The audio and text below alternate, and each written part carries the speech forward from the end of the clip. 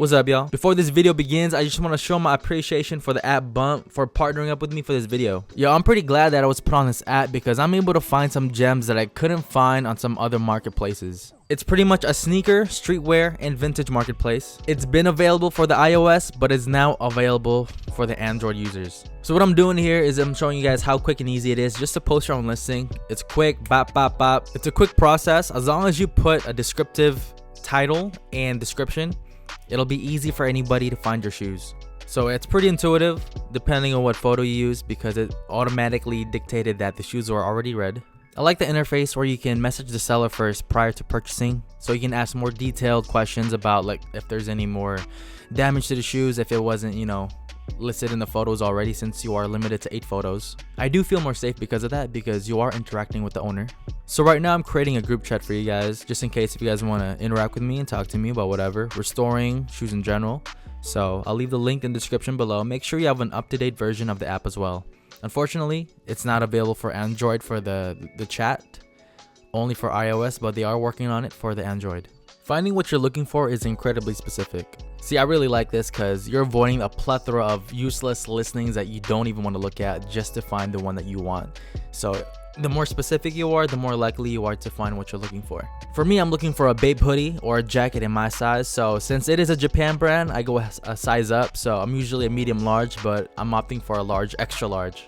This is a lot of money that I'm buying off of this bomber. It is half a thou. So just in case if the seller is a little asshole, PayPal got my back and I will get a full refund, so I won't have to trip about it. That's why I have a little peace of mind when I'm using this app. So click on the link below if you guys want to download this app. I will be chilling with you guys in the group chat for about an hour or two, just talking some bullshit, so hit me up.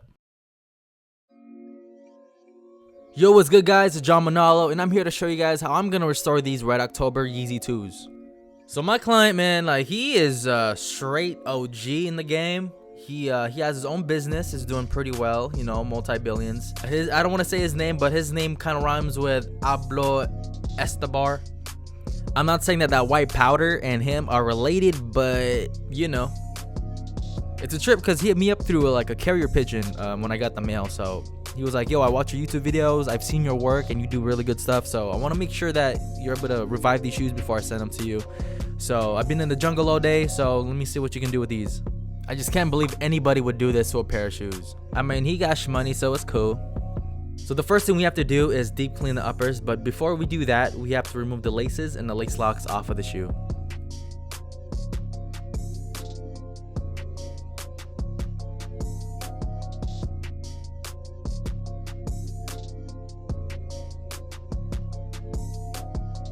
These metallic aglets were a little hard to remove by hand, so I'm just going to use a pair of pliers to help me out to remove them so I can remove the laces off of the shoe safely.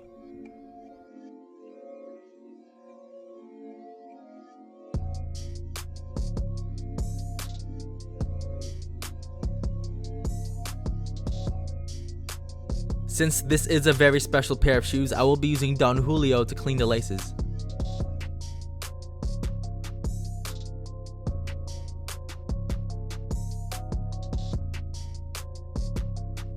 Alright guys, we're going to use the almighty OxiClean to deep clean our laces, so it'll be minty fresh, it'll smell really good, and it'll be brand spanking new.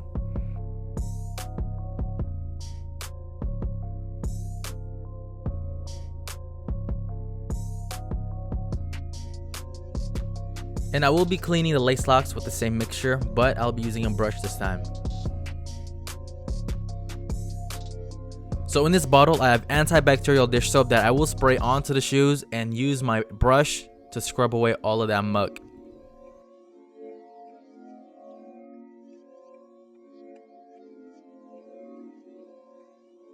Yo, shout out to the people that use the tabo for your puet on the toilet.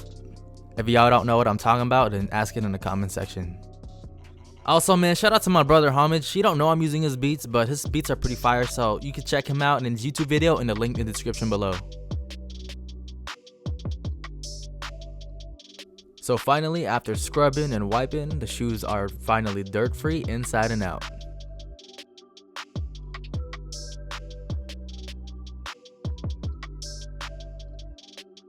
Alright guys, so for this next step, we are going to be repainting the midsole since they are cracked up. And what I'm doing right now is I'm taping up the midsoles only, so when I use acetone and cotton balls, it will not get on the uppers and damage the plastic parts and loosen up the spikes. I'm actually very surprised on how thin the paint is on this pair, because one swipe and you can see the bare white midsole already.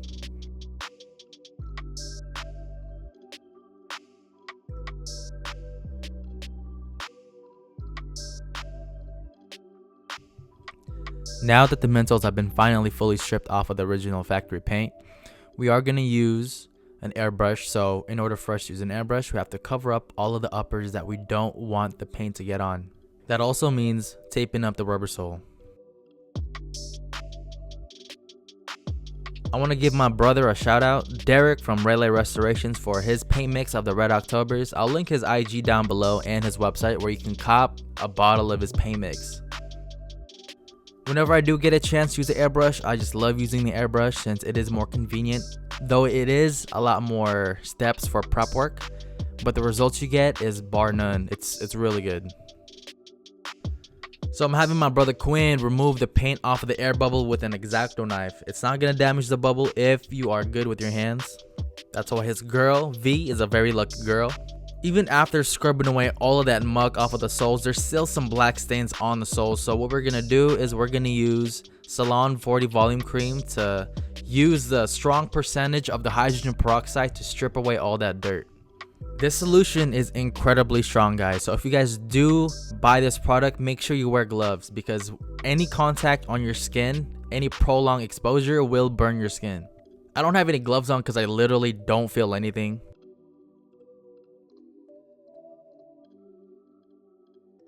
Because of how the sole is, there's so much traction. The dirt, whatever that is stuck in between those grooves that you see.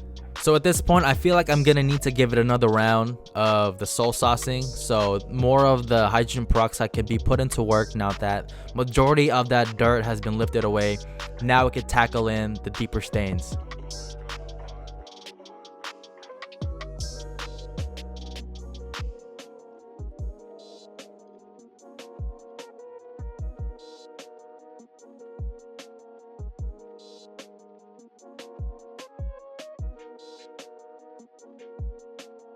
These stains are tough to tackle, so the wire brush alone isn't enough to remove all of that gunk with one swipe. So I will be using an X-Acto knife to individually go through each curve and each crevice to remove all that dirt.